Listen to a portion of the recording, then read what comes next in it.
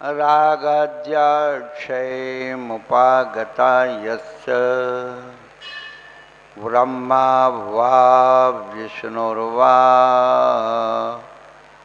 हरो जिनो वा नमस्तस्मै।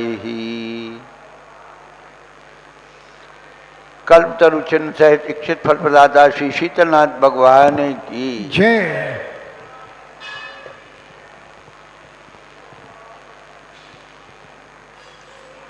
वर्तमान शासनाथ श्री महावीर भगवान की जय।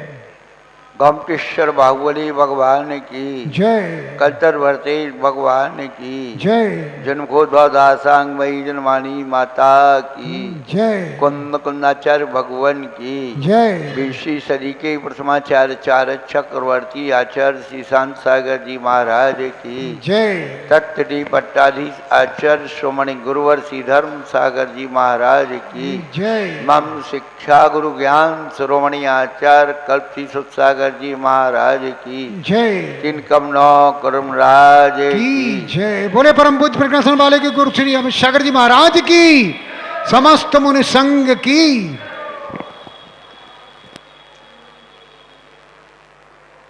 धर्मानुरागी भव्यात्माओं,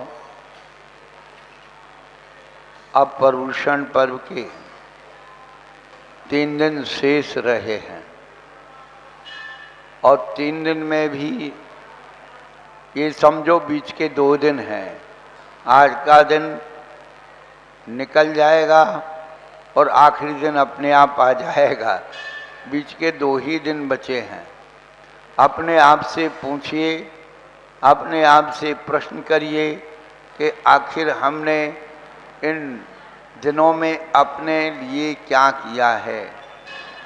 हमारा मन कितना साफ हुआ है, कषायों का कितना निग्रह हुआ है, कषायों को कितना हमने सुरक्षित रख लिया है। अरे अभी पर्युषण पर्व लगे हैं, इसलिए हमने गुस्सा नहीं की, मान नहीं किया, माया नहीं की, लोभ नहीं किया। पर्युषण पर्व निकल जाने के बाद हम देखते हैं, सबको सुनाएंगे कि तुमने हमारे लिए क्या किया था। सारी कसायों का प्रदर्शन, कुछ प्रदर्शन तो 14 को ही हो जाएगा।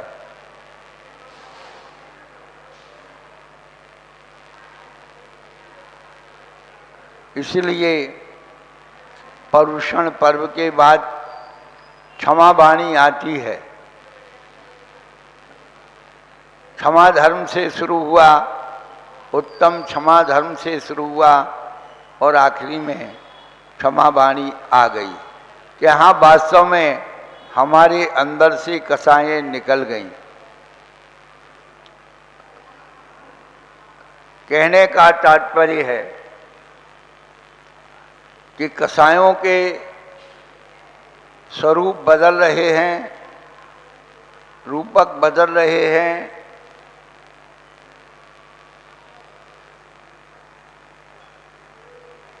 प्रतीक बदल रहे। आए दिन जो हम देख रहे हैं, परिवारों का विघटन, व्यापार में चीटिंग, पढ़ाई का स्तर, ये सब इस कसाई के परिणाम हैं। लोभ देकर नौकरी का सब जगह लूट को अस्ती। हम लोग भी आपको धर्म का लोभ देकर, लाओ भाई थोड़े दिन के लिए धर्मात्मा बन जाओ, आज के एक दिन पुण्योपार्जन बन जाओ, एक दिन के लिए धर्मात्मा बन जाओ, 1 घंटे के लिए धर्मात्मा बन जाओ, जीव जला करके धर्मात्मा बन जाओ, फोटो का उद्घाटन करके धर्मात्मा बन जाओ। बंधुओं, ये क्षणिक धर्म जीवन में हो रहा है। शाश्वत धर्म की स्थापना कब अपने जीवन में होगी? धर्मा सर्व सुखा करो हित करो। धर्म वह है जो सबको सुखी बनाता है, जो सबके हित की कामना करता है। असली धर्म तो अंत्योदय धर्म, ये हमारे दीनदयाल उपाध्याय जी ने योजना चलाई थी अंत्योदय, लोगों को पता नहीं है कि सरकार की योजनाओं का लाभ सबसे गरीब व्यक्ति तक पहुंचना चाहिए। देखिए आप, महावीर भगवान का धर्म, जैन धर्म अंत्योदय है, जो एकेंद्री से लेकर के पंचेंद्री तक का उदय चाहता है, हित चाहता है, कल्याण चाहता है, मंगल चाहता है, वही अंत्योदय है। संसार में मनुष्य जाति में दो प्रकार के गरीब होते हैं।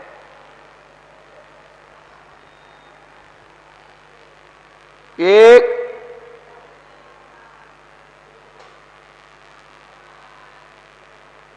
जिनके पास भोजन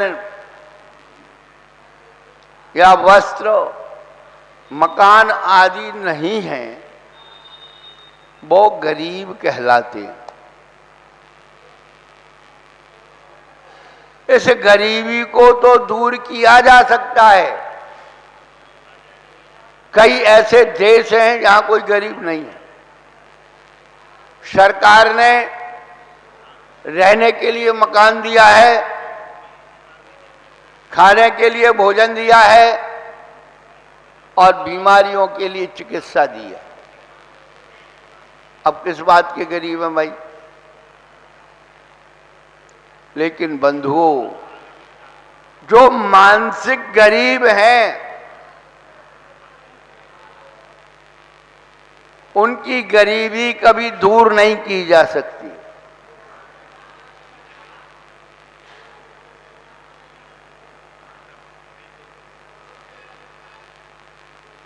सोचे हम किस गरीब के बारे में सोच। संयम धर्म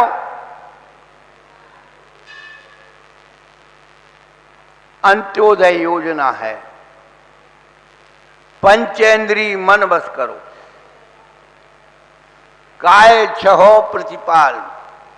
धर्म का लाभ एक इंद्री से पंचेंद्री तक के जीवों को मिलना चाहिए। वो कब होगा? जब हम स्वयं अपने भोग उपभोग की वस्तुओं को सीमित करेंगे, मर्यादित करेंगे, अपनी इंद्रियों को बस में करेंगे, तब उसका लाभ उन जीवों को मिलेगा। और हम लोग इतना अनावश्यक इंद्रियों के भोग उपभोग में मस्त हो गए कि क्षयों काय के जीवों का उपकार भूल गए। उनके प्रति अन्याय, अत्याचार, अनाचार हो रहा है।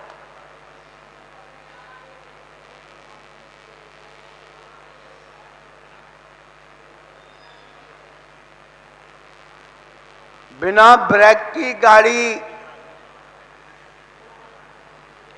स्वयं को खतरे में डाल देती है और सामने वाले जीवों को भी मार देती। ऐसे ही हम लोगों का जो जीवन है, बिना संयम के, बिना ब्रेक की गाड़ी है।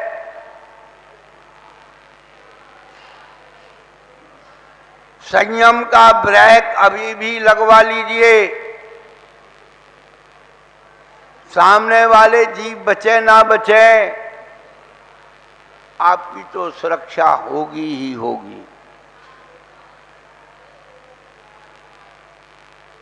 और बिना ब्रेक की गाड़ी से सामने वाले जीव मरे या ना मरे, आप तो जरूर मर जाएंगे।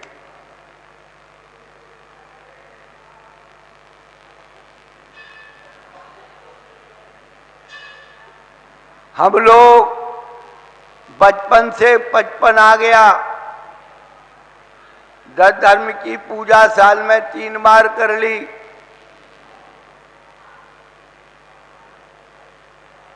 भाद्र के महीने में कुछ विशेष कर ली। 10 दिन के लिए धर्मात्मा बन गए। कुछ लोग 1 घंटे के धर्मात्मा, 1 दिन के धर्मात्मा बन गए।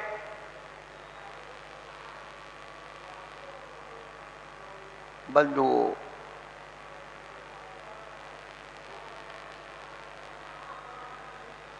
कल संयम का दिन था।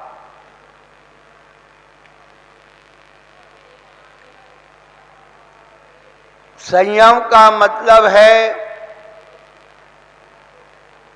अतीन्द्रिय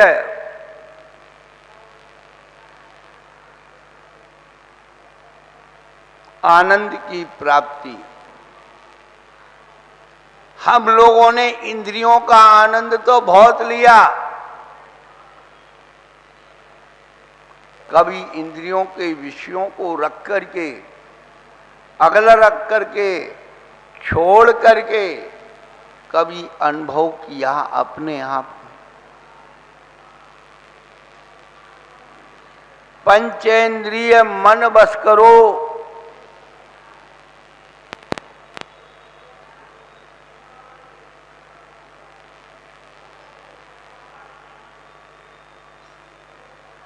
संयम ने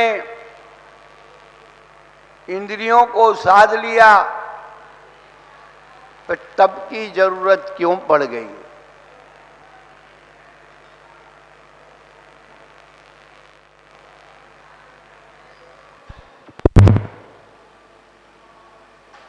संयम इंद्रियों को साधती है और तब इच्छाओं को साधता है। बचपन से सुनते आए कि संयम जो है ब्रेक है।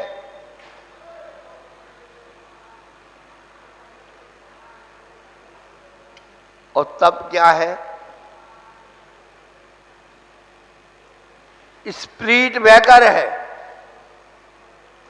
कुछ बच्चे उद्दंड होते हैं, वो कहते हैं अरे हमारी गाड़ी में तो ब्रेक है, और दौड़ाते हैं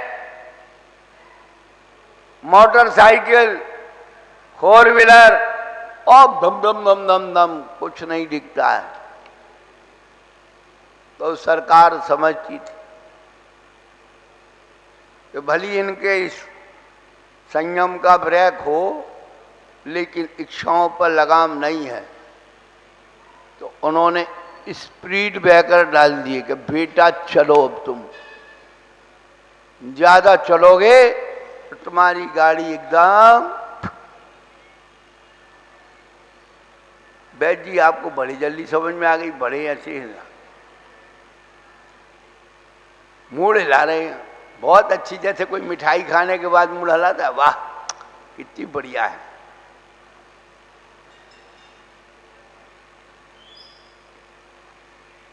तब के बिना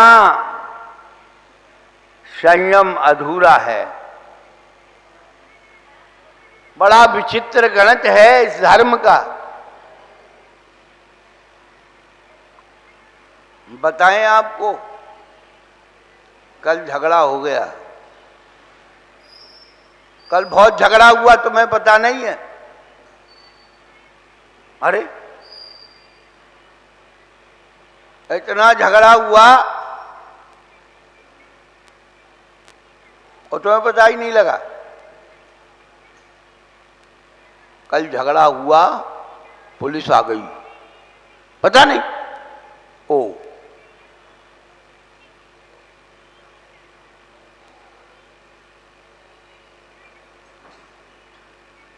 बड़ा विचित्र काम है भैया, इतना झगड़ा हो जाता है और आप घर में सोते रहते हो, पता ही नहीं लगता। कल झगड़ा क्यों हुआ?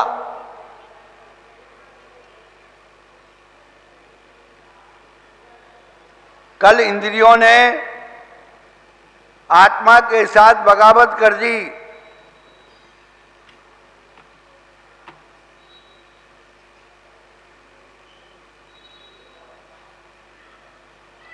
इंद्रियों को बहुत रोकने की कोशिश की, इंद्रियां नहीं रुकी तो संयम की पुलिस आ गई।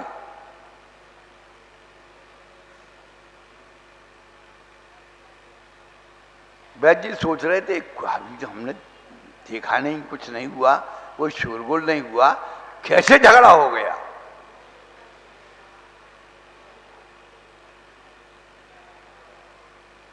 और इतना झगड़ा हुआ कि पुलिस झगड़े को साध नहीं पाई।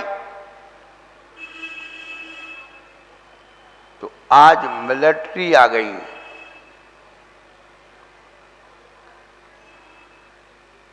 जब संयम की पुलिस इंद्रियों को नहीं रोक पाती है तो तब की मिलिट्री आ जाती है और मार्शल लॉ लग जाता है।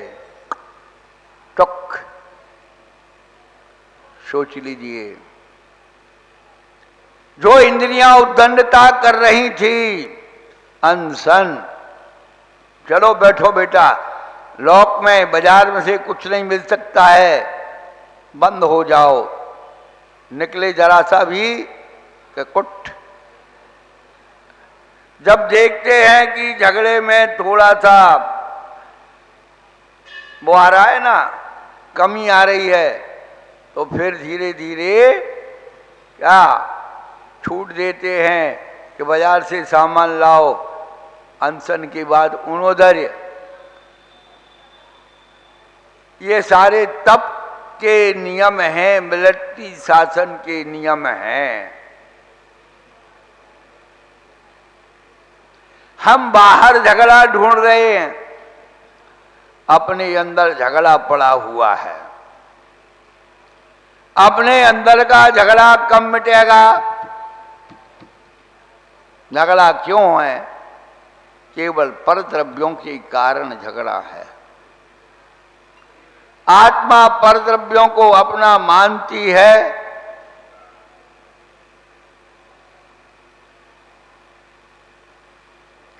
परद्रव्यों की होड़ में लगी हुई है, इच्छाओं में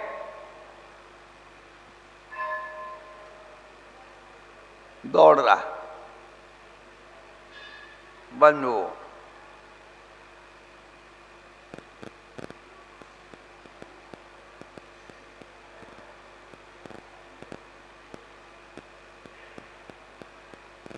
संयम जब पुलिस शासन है तो शुभाश्रय,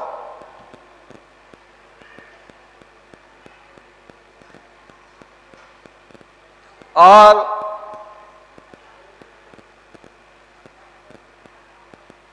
जब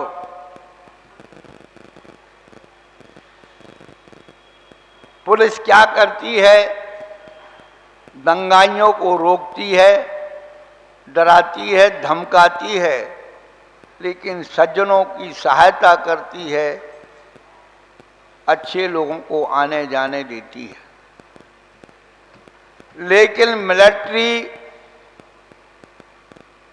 दोनों को रोक देती है। राष्ट्रपति को भी कह देती आप नहीं आ सकते हैं, स्थिति गंभीर है। अच्छे लोगों का भी निकलने के लिए मना कर देती है। तो तब जो है अशुभ को तो रोकता ही है, शुभ को भी रोक देता है। पुण्य और पाप दोनों को रोकने की प्रक्रिया का नाम मिलिट्री शासन है, तप है।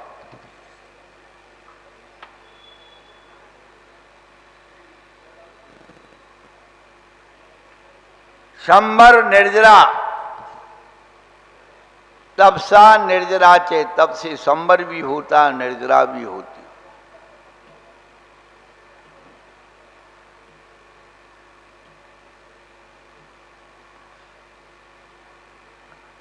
आचार्य भगवान ने निर्जरा के बारे में जब बताया है, पूज्यपाद आचार्य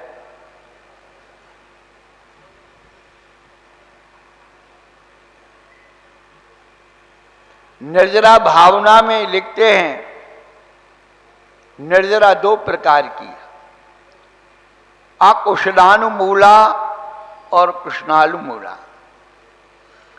अकुशलानुमूला निर्जरा चारों गतियों में होती है, इसे सविपाक अविपाक निर्जरा कहते हैं।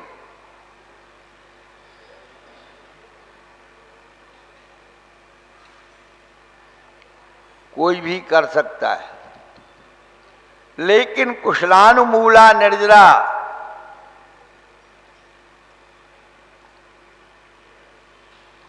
उसके आचार्यों ने दो भेद कर दिए, शुभानुबंधी निर्जरा और निरनुबंधी निर्जरा। शुभानुबंधी निर्जरा जो शुभोपयोग पूर्वक होती है, वो शुभानुबंधी निर्जरा है। कुशलानुमूली निर्जरा को आचार्य भगवान ने लक्षण दिया, जो उपसर्ग परिचय आदि के द्वारा निर्जरा होती है, वह कुशलानुमूल निर्जरा है। उपसर्ग और परिचयों के द्वारा जो निर्जरा होती है, वह कुशलानुमूल निर्जरा है। और उस निर्जरा में शुभानुबंधी और निरनुबंधी निर्जरा के दो भेद हो गए। जैसे 5 पांडव आगी लगी शरीर पर जलते हुए आभूषण पहनाए, तो 2 पांडव नकल और सहदेव वे शुभानुबंधी निर्जरा कर रहे थे, और 3 पांडव निरनुबंधी निर्जरा कर रहे थे। 2 पांडवों ने उपशब्द श्रेणी का आरोहण किया, 11वें गुरुस्थान में मरण किया और सर्वार सिद्धि गए। कुछ लोग कहते हैं कि उन्हें अपने भाइयों की शल्य हो गई थी। अरे निश्चल्यो वृत्ति निश्चल्य होता है। जो शुभ उपयोग पूर्वक निर्जरा होती है, वो शुभानुबंधी निर्जरा है, और जो शुद्धोपयोग पूर्वक निर्जरा होती है, वो निरनुबंधी निर्जरा है।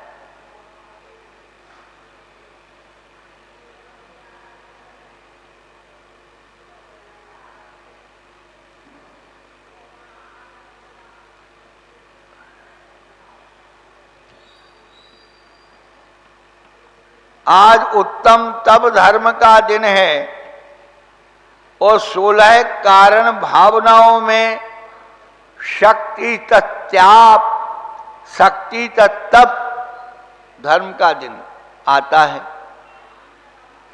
16 कारण भावना में और उत्तम तप धर्म में, वहाँ शक्ति तत्तप और यहाँ उत्तम तप, दोनों में क्या अंतर है?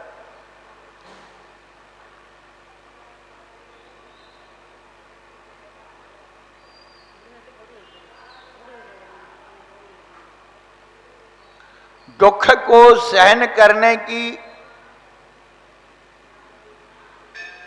शक्ति का नाम उत्तम तप है। कर्म के उदय को, अशुभ कर्म के उदय को सहन करने की शक्ति का नाम उत्तम तप,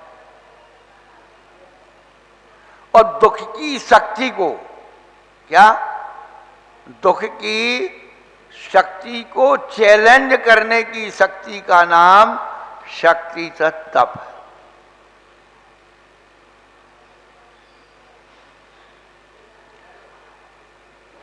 दुख की या कर्मोदय की शक्ति को, अशुभ कर्म की शक्ति को चैलेंज करने की शक्ति का नाम शक्ति तप है।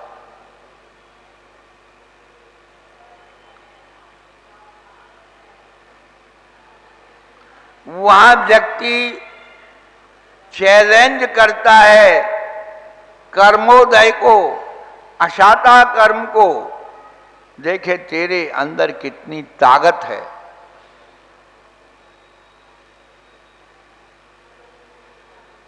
बंधुओं,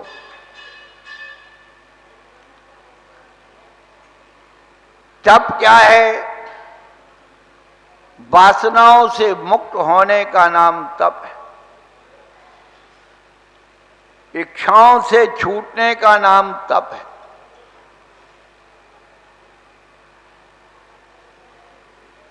हमारी जैन दर्शन में वासना काल कहा है। कषायों के वासना काल होते हैं।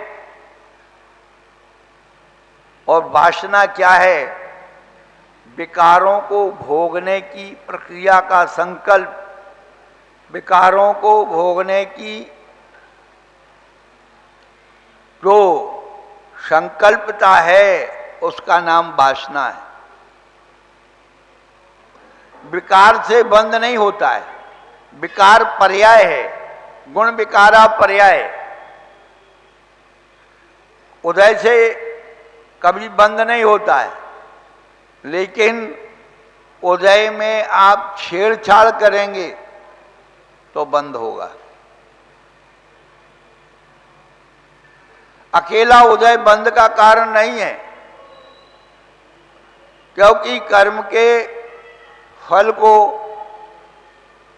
जब भी भोगेंगे तो उदय पूर्वक ही वो निर्जरा होगी। विपाकोनुभवा शायथानाम ततश्च निर्जरा।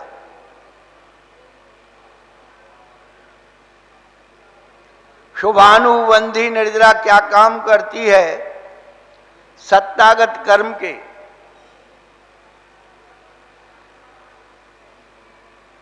अंदर यदि थोड़ा भी स्थिति अनुभाग जिंदा रहा तो वह उदय में आते हुए शुभ का अनुबंध करा देती है। लेकिन निरनुबंधी निर्जरा सत्तागत कर्म के समस्त स्थिति अनुभाग को डिलीट कर देती है। केवल प्रकृति और प्रदेश उदय होकर के वो कर्म खिरता है। इसलिए उसमें नवीन बंध नहीं होता। अन्यथा ऐसा होता रहे तो कभी भी कोई जीव मोक्ष नहीं जा सकता। जब से हमने ये प्रकरण पढ़ा, चिंतन किया, विद्वानों को बताया, साधुजनों को बताया, वो कहते भाई कितना अलौकिक सिद्धांत जैन दर्शन। हमारी आत्मा कर्मों से मुक्त कैसे होगी? संसार के जितने भी सुख दुख हैं उनसे कैसे छूटेगी? इस प्रकार की प्रक्रिया को बताने वाला हमारा जैन धर्म है, जैन दर्शन।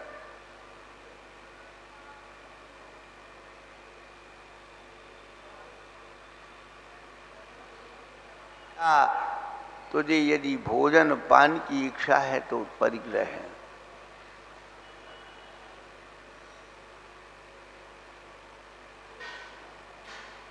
मूर्छा परिग्रह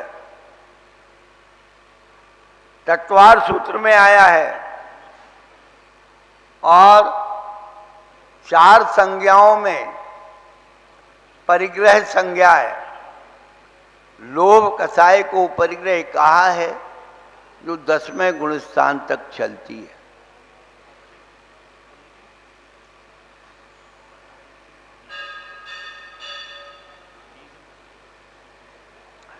वैसे तो आकिंचन धर्म के दिन ये बताना है, लेकिन अभी बता दो, द्वारा भी बता देंगे क्योंकि आप तो भूल जाते हो।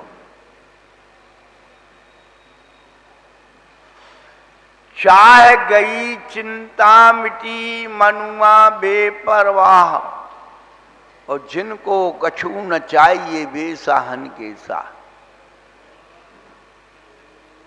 चाह होती है भविष्य की,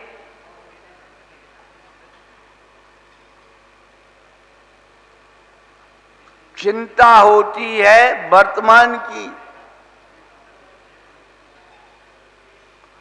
और परवाह व्यक्ति करता है अतीत की। इच्छा भविष्य की है, मूर्छा वर्तमान की है और लोभ अतीत का है। समझ लेना, बहुत सुंदर गणित है।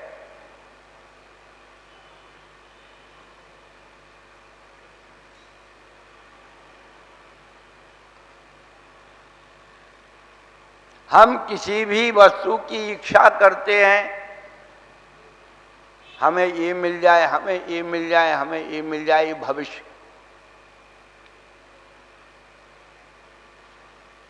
आप भोजन करने बैठे हैं, अब देखिए, आप अंतर समझिए।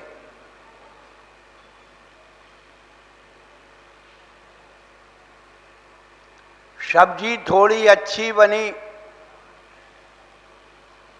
वैसे तो रोज सब्जी जानते हो आप कैसे बनती है। आपके स्वामी जी ने भोजन किया, 1-2 गस्से खाए, सब्जी में थोड़ा स्वाद आया। जिस दिन सब्जी अच्छी बने उस दिन हम बताएं आपको फार्मूला, आदमी सुन लेना। कह देना भाई एक पराठा बनाओ, रोटी नहीं, सब्जी बहुत अच्छी बनी है, पराठे के साथ अच्छी लगेगी। क्यों भाई अरविंद जी? जिस दिन पराठे की डिमांड हो जाए समझ लेना कि सब्जी अच्छी बनी है, और जिस दिन तुम्हारे कहेंगे आज भूख नहीं है तो समझ लेना तुम्हारे स्वामी जी कहीं खा के आ गए। बड़ा मुश्किल है गणित निकालना।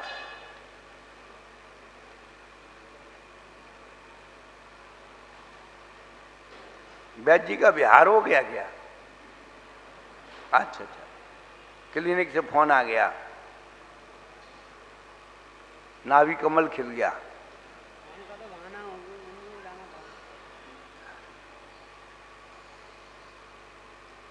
इत्तेफाक था, भोजन कर रहे थे, पराठे आ रहे थे, सब्जी में और अच्छा था।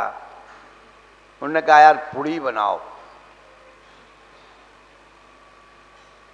रोटी से पराठे पर, पराठे से पूड़ी पर, पूड़ी से कमचौड़ी पर कचौड़ी।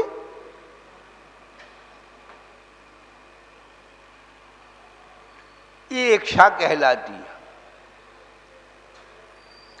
मूर्छा क्या कहलाती है? जो है उसी को रस ले लेके खा रहे हो, वो मूर्छा है। और लोभ क्या कहलाता है? कोई चीज अच्छी लगी, मिठाई नमकीन, तो उसको सरका के रख देते हैं कि बाद में खाएंगे, मुंह साफ हो जाएगा। अच्छा, ऐसे ही होता है कि नहीं होता? बताओ, होता है कि नहीं? आपकी थाली में तीनों हैं, इच्छा भी है, मूर्छा भी है और लोभ भी है। ये आपको जीवंत धर्म बता रहा है, जीवंत। मुर्दा धर्म की व्याख्याएं तो खूब सुनोगे, सुनाने वाले बहुत आ जाएंगे।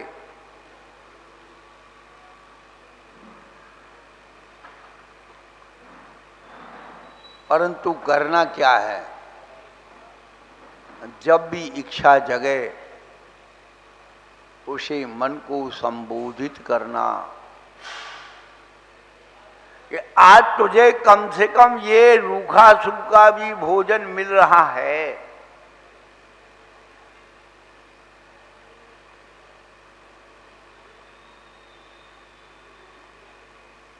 कोई ऐसी परिस्थिति आ जाए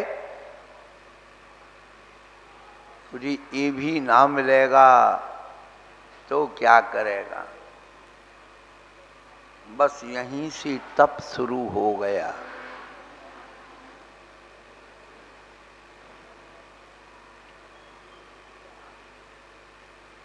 इसलिए अनशन को तप कहा है। बार बार कहते हैं बहिरंग के 6 तप, उन 6 तप में तो 2 तप 4 तप तो भोजन के।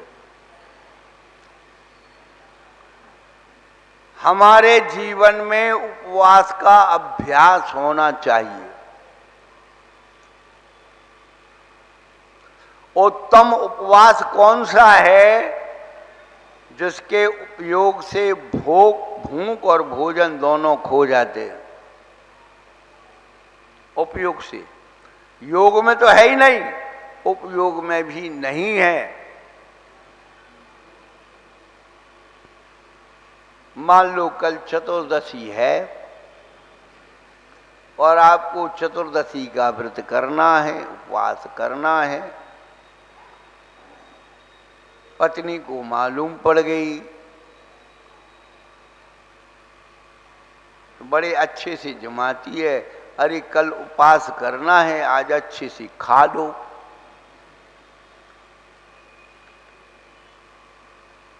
अब कोई नहीं कहती महिलाएं, अब तो आदमी स्वयं सोचता है कल उपवास करना है, भाई हिसाब से खा लो।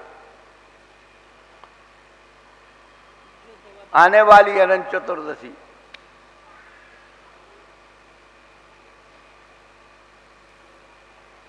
आज उपवास है तो कल पारना में क्या खाना है? तो काय का उपवास है भैया, जिसमें भूख और भोजन दोनों विकल्प खो जाएं, वो वास्तव में उपवास है। फिर भी ये मत सोचना कि ऐसा उपवास तो हो ही नहीं सकता है। तो बंधुओं, कुछ भी हो, मारवाड़ी समाज में छोटे छोटे बच्चों से उपवास कराए जाते, जल के द्वारा थोड़ा लोभ दे करके, दूध पानी अन्न का त्याग करके उपवास कराए जाते। गर्मी लगती है, पट्टी रख करके ठंडाई दी जाती है, शरीर में मालिश की जाती है, उसको धैर्य दिया जाता है, अरे कोई बात नहीं बेटा, अब 2 घंटे की तो बात है, बिल्कुल राजा बेटा। सहन करने की शक्ति को पैदा कर, तब कहीं जाकर के धीरे धीरे धीरे धीरे धीरे वो दिन भी आता है जहां भूख और भोजन का दोनों विकल्प खो जाता है। कोई एक दिन में पहलवान नहीं बनता,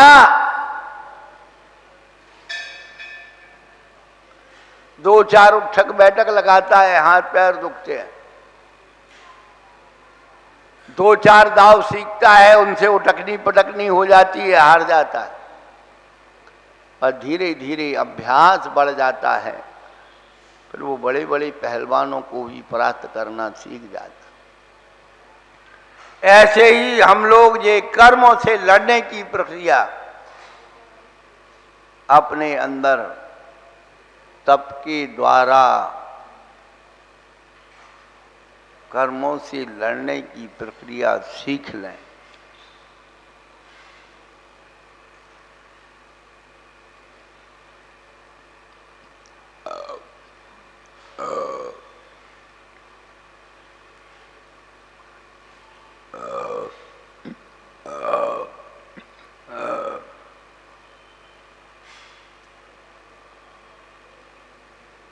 इच्छाओं से संसार बढ़ता है, इसलिए आप देखिए वैज्ञानिकों ने जैन धर्म का शब्द लिया, परिवार नियोजन के लिए निरोध शब्द का प्रयोग किया।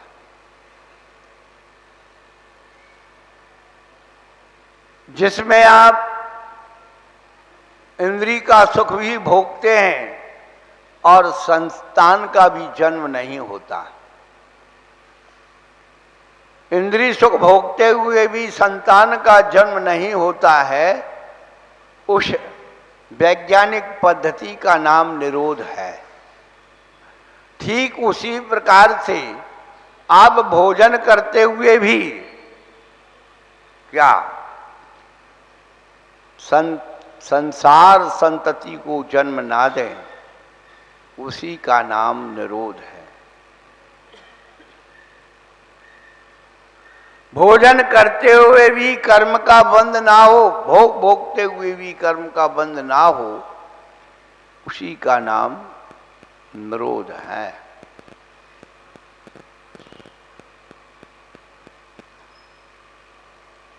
एक दिन बताते बताते भूल गए थे हम कि श्रावक जब भी भोजन करे कैसे भोजन करना चाहिए। उसे याद करना चाहिए कि आज कोई मेरे घर अतिथि नहीं आया, मैं कैसे भोजन कर लूं।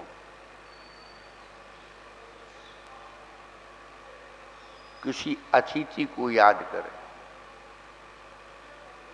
दूसरा, मुनिराजों को याद करे। धन्य वे मुनिराज जो एक गास दुई गास लिंत, जो नीरस बोले रही करंत ते मुनिवर बंदो सहाय ठाव। जो एक ग्रास लेते हैं, दो ग्रास लेते हैं, कबल चंद्रायन व्रत। सोचिए भूख को कैसे जीतते हैं वो। उन मुनिराजों को याद करो जो नीरस भोजन करते हैं, षट रसों का त्याग करके भोजन करते हैं, अन्न का भोजन त्याग करके भोजन करते हैं, आहार करते हैं। तपस्वी सम्राट जो 6 रसों को त्याग किए हुए थे। अभी भी कई गुरुराज जो है षट रस त्यागी हैं। आचार्य संभव सागर जी महाराज शिखर जी में विराजमान हैं। उन्होंने बहुत सालों से अन्न का त्याग कर रखा। एक राजस्थान में महाराज हुए, प्रसाद वाले महाराज कहलाते थे, षट रस त्यागी थे। हमने देखे भाई, त्यागी महाराज भी देखे, भली हमने त्याग नहीं किया है, लेकिन त्यागियों को देखा है। हम भी यही भावना करते हैं, कम मेरे जीवन में ऐसा तप अवतरित हो। श्रावक को मुनिराज की चर्या आहार के समय याद करना चाहिए और साधु आहार करते समय, क्या बात है, और लौट के आ गए।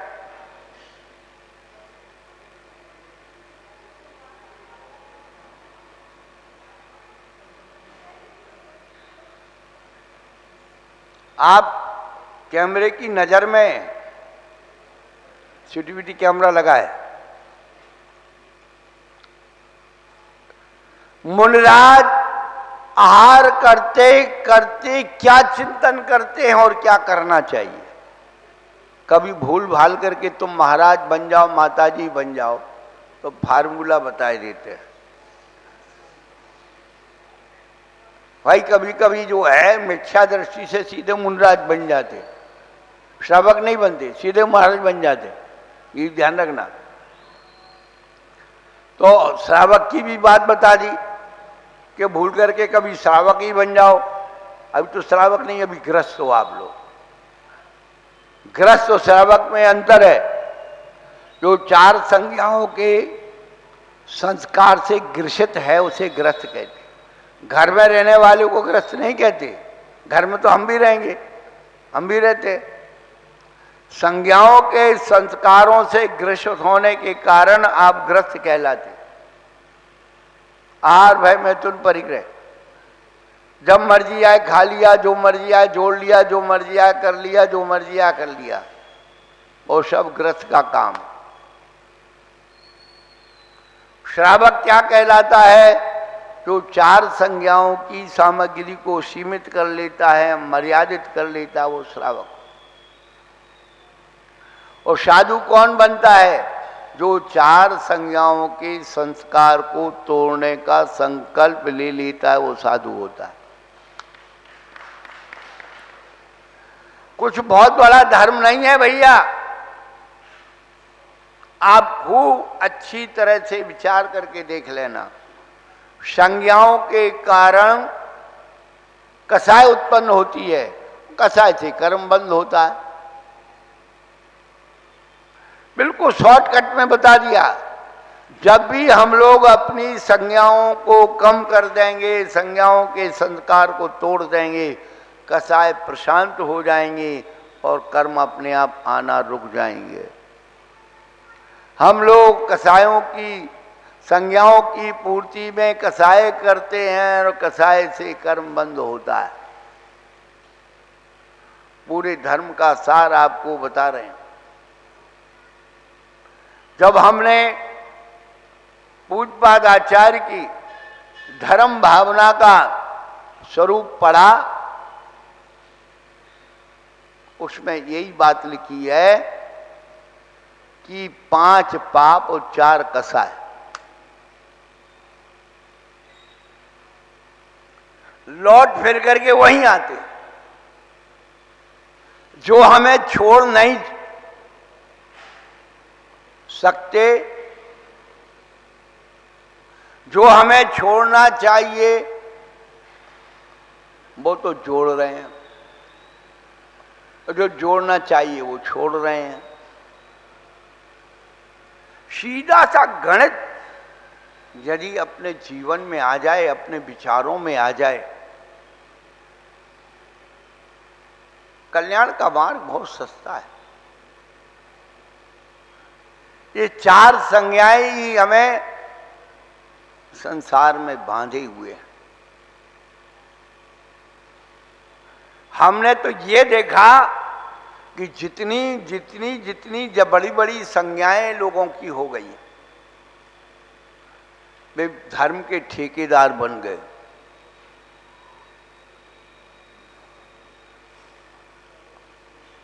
और जिनकी संज्ञाएं नहीं है उनको मूर्ख समझते।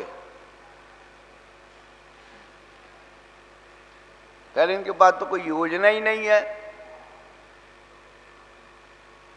अच्छी योजना हो बड़ा मंदिर बनवाने की, अच्छी योजना हो किसी बड़े संस्थान को चलाने की,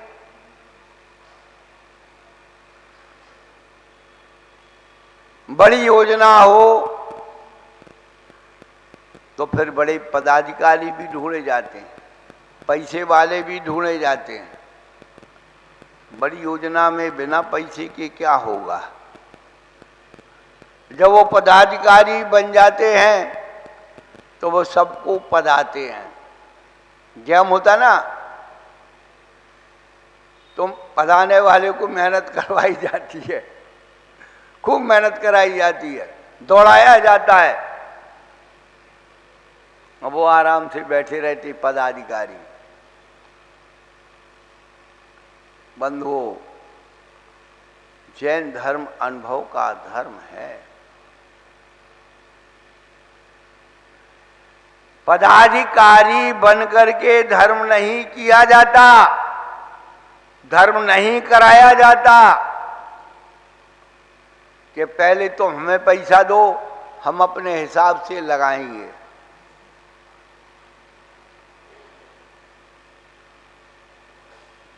यही कारण है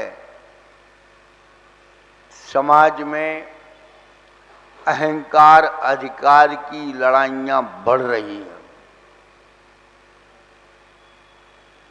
अहंकार अधिकार की लड़ाइयां बढ़ रही हैं क्योंकि इच्छाएं बढ़ रही हैं। इच्छाएं केवल दौड़ती हैं, इच्छाएं ढपोल संग के समान होती हैं। ढपोल संग जानते हो?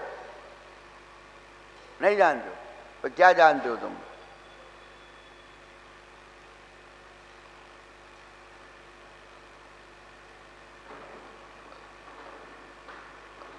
ढपोल शंख होता है, उसको बजाने से दूना दूना होता जाता है। जैसे बोली बढ़ाते हो ना आप, किसी ने 2 बनाई तुमने 4 कर दी, 4 की तो 8 कर दिया, 8 की 16 कर दी, बढ़ाते जाओ बढ़ाते जाओ। कोई कहता भाई इतनी क्यों बढ़ा रहा है? बोले मेरी मर्जी। बोले क्यों बढ़ा रहा है? बोले देना थोड़ी है कुछ, बोल नहीं तो है।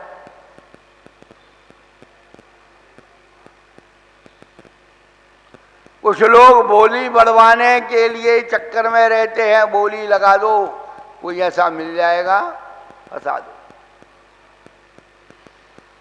ये ढपोल संघ होते हैं।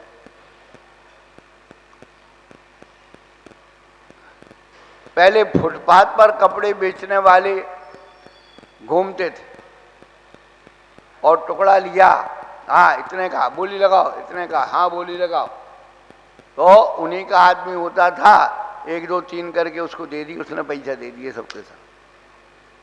अब देखा कि कोई दूसरा फंस गया।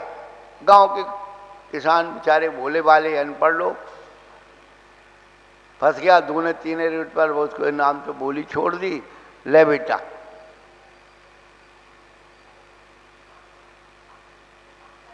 तो समाज में दौड़ चल रही है।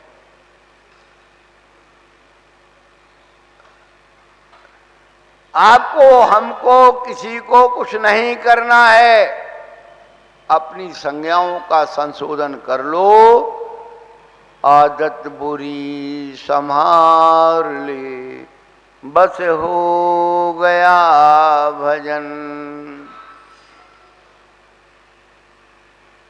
हमारी आदत तो सुधरी नहीं, इच्छाएं रुकी नहीं और हवस बढ़ती गई, पर द्रव्यों पर अधिकार करते रहे। भैया इसका नाम धर्म नहीं है। हम बार बार यही बात कहते,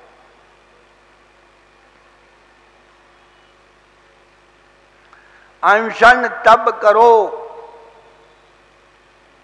तन मिला तुम तप करो, करो कर्म का नाश, रवि शशि से भी अधिक है तुम में दिव्य प्रकाश।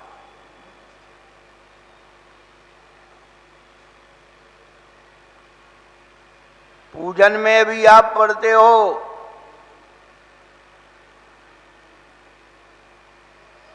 क्या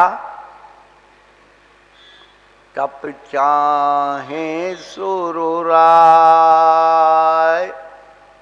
करम शेखर को वज्र है, द्वादश विधि सुखेदार, क्यों न करे निज शक्ति सम। उत्तम तप क्या हुआ?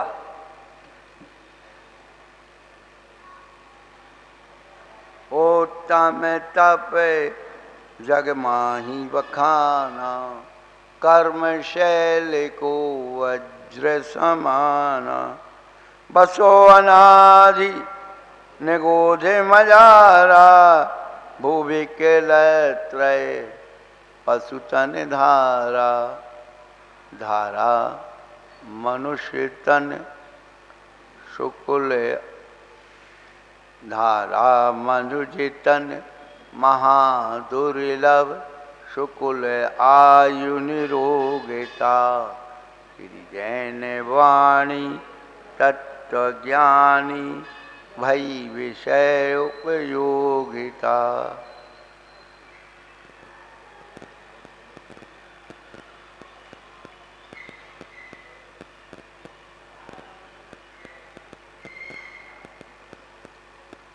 पूजाएं सबको याद। इस मनुष्य जीवन की दुर्लभता क्यों है? एक बार किसी ने हमसे प्रश्न किया था कि महाराज, मनुष्य गति से मोक्ष होता है,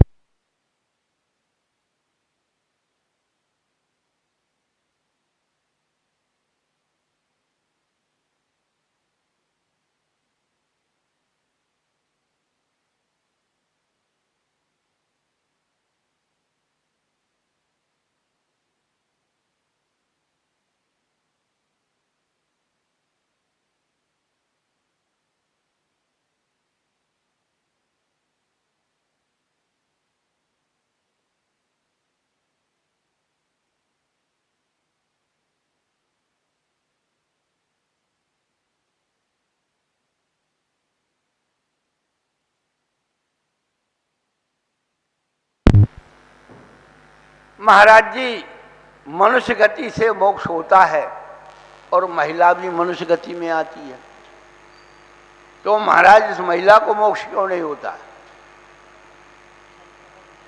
हमने कहा भाई देखो, एक मिट्टी का पात्र होता है, एक पीतल का, तांबे का, लोहे का, चांदी का, सोने का, ये पात्र की अपेक्षा सभी पात्र होते हैं।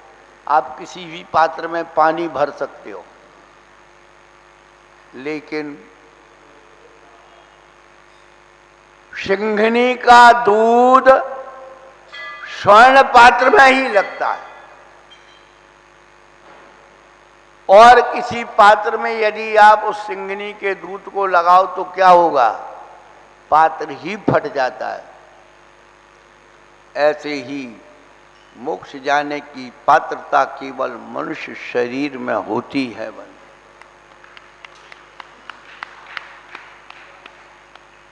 इसलिए इस तप में उन्होंने बताया,